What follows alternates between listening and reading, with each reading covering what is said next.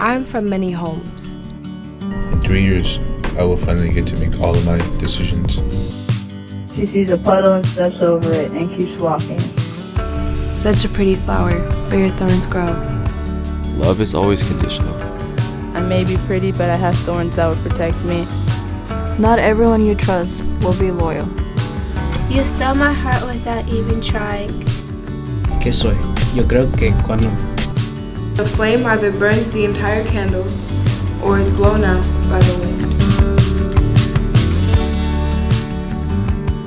Okay, so it says like it's filled with adventures, and then it says it's coming to a closing at like when school starts. It seems like they were in and out of a lot of homes, and they cried a lot, and they weren't really taken care of, and they were neglected a lot. It seemed like there was some drug abuse because of burnt spoons. In some ways I can relate to it. And like I had to grow up pretty quickly. I didn't really have a childhood. So I felt as soon as I read it, I wanted to do it.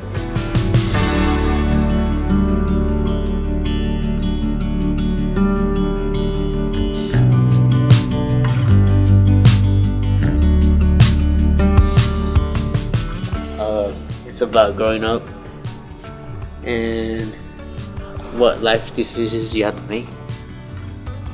So we're soon gonna graduate and we're gonna have to make our own decisions in life, whether it's wrong or right. It's like feeling like alone and not having anyone and like depression, I guess. Yeah, how are you gonna try to capture that? Like kind of like chaos a little bit and like lonely, like a single person in the middle with like people like passing by me and stuff maybe. Well, I saw the poems posted and thought they were beautiful. They were open. Some were funny, some were vulnerable, but they were all sharing like things that I could tell mattered to them and that they cared about the poems that they wrote. And so I just thought, if I felt this way about reading these poems, I wonder how my students would feel when they read these poems. And I kind of had the idea to have them pick one that resonated with them, and then I used photography to interpret the poems. They're using like sensory details and stuff. And I'm just trying to like find good areas right now. Part of it says how it keeps on to you when you're on your own, when you're lonely and dark. I kind of want to use the bear as like a percent of like being by yourself without having anyone around you. It kind of reminded me of myself, how kids know what they're doing, but they choose not to, either from like they just don't feel like it, they don't understand it. It just reminded me a lot of myself. Kids get really scared with poetry because they think they have to rhyme and it's gonna sound a certain way. They haven't had success with it in the past. And so I always try to get them to think it's just telling your story in another way. And it was kind of an outlet for them. They loved it.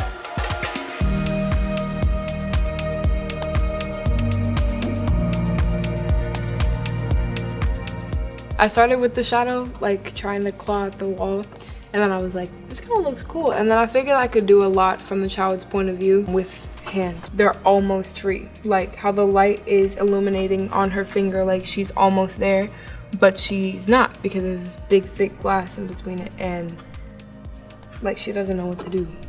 Like that one ball of light is her only power. You're gonna cut this book? Yeah, just like this portion of it and see like because it says I bite things I should not, so. Yeah. There was this dude at the gas station and he said, take a picture of me on my car. And so we took a picture of it.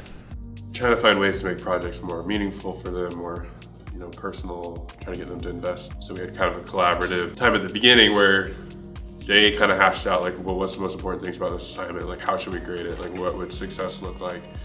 And so I try to put it in their hands from the beginning.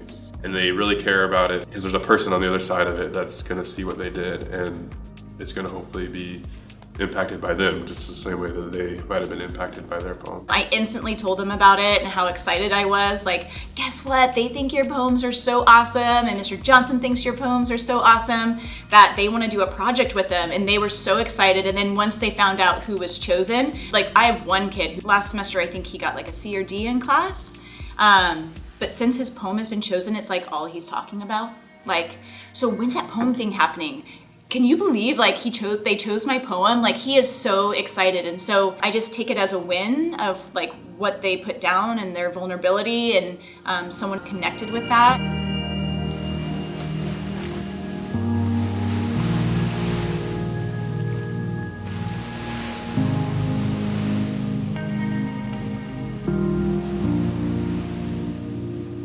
I really like how it turned out. Like, just it all like came together in the end, and it just was amazing. So it like brought it more to life, and it made it more real for me. And I hope she likes it. Like I really, really hope she. Are you kind of excited to show it? I am. I'm not gonna toot my own horn, but like I'm kind of proud of myself.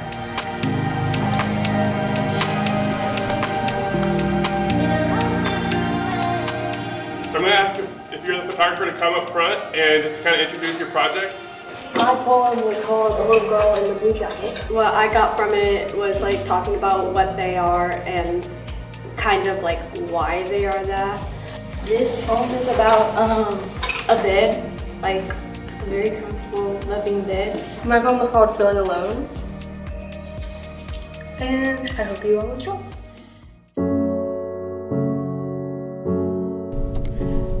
I'm feeling trapped here, inside my mind here. I'm feeling bad here, thinking about everything I've ever done wrong here. I'm feeling mad here, knowing it's all my fault that my life is so messed up here. I'm feeling so many things here, like a storm inside me raging and lashing out here. I'm feeling alone here, so alone, all alone, knowing that I'm alone here. Okay, so her poem was called The Sun Sets on Summer, and it was like about summertime feeling and like how it gets sad at the end of summer when like school starts and you know like you have to say bye to everybody. So I was trying to capture the moments of like happiness and sadness at the same time. So. The Sun Sets on Summer by Carissa Matherly. The first day of summer was so happy. Long nights filled with adventures and misfits, flirtatious ways that were so sappy.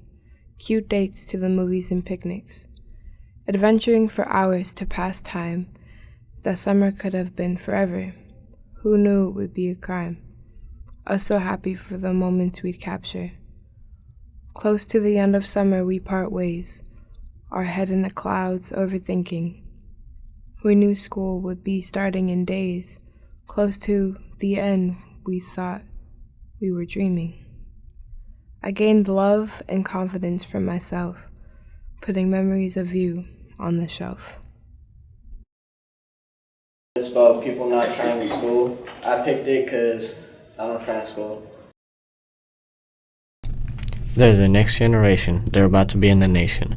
Their only job will ever be at the gas station. Some don't care. They're smart but don't show it. They have potential but don't know it. They can pass but they blow it. Some don't care. Failing classes doesn't worry them. They don't value it like a gem. This year is their last year and they haven't passed chem. Some don't care. They don't think about where they're going next. They're robots, all they do is text. Only coming to school to flex. Some don't care. Carrying a 1-pound backpack with nothing in it. Failing a test, yet they get it. A diploma on time, they won't get it. Some don't care. I picked it because I can relate to it a lot, and it's about a kid who never really got to be a kid and always felt out of place and not really complete in a way. I Am From Lost by Shelby P. I am from many homes, many tears, many voices, blaring TV, volume 100 to block out the yells. I am from lost, burnt spoons, broken toys, lost sounds, drowning them out. I am from lost, loud voices echoing the hall. I am from something lost.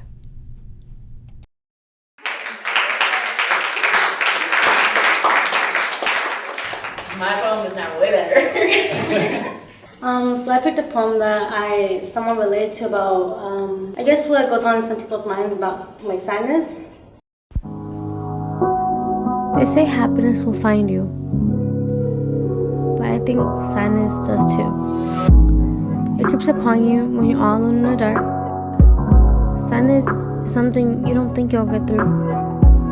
You can't explain why, it's just there. It's something you never want to feel again, and maybe you don't want to feel anything at all. Sadness is everywhere. Sadness is here, sadness is there. You can't cope with sadness, but don't worry, you'll pull through.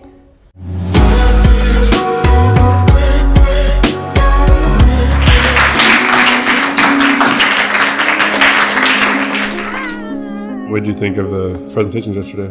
I feel like it really went good, and knowing that there was a poem that I found that's exactly like I am, and hearing the people who wrote the poem likes it just brings us happiness, and we're just glad that we made them happy too. It was actually really fun to do. See, like all of them, like the ones who wrote the poems that they liked it, like seemed like good. I really wanted to talk more, because I really wanted her to understand that it wasn't just a project for me. At that point, it was like bringing her poem to justice. I was stressed out, but for the most part, I was proud of it in a way. I felt like it fit kind of into the story. Like it made sense as to the pictures I took and the way the poem was written. I am like a shark. I bite at things that I should not. I bite first and think last. I judge too fast. I close my eyes and like to dream. I stay in my own little world. I become sad for no reason. I become mad and wonder. I am a shark. I bite at things I should not. I just really liked it. It just really brought my poem kind of to life, and people kind of understand it. It's really easy to understand because of the pictures. At first I thought, yay, free period.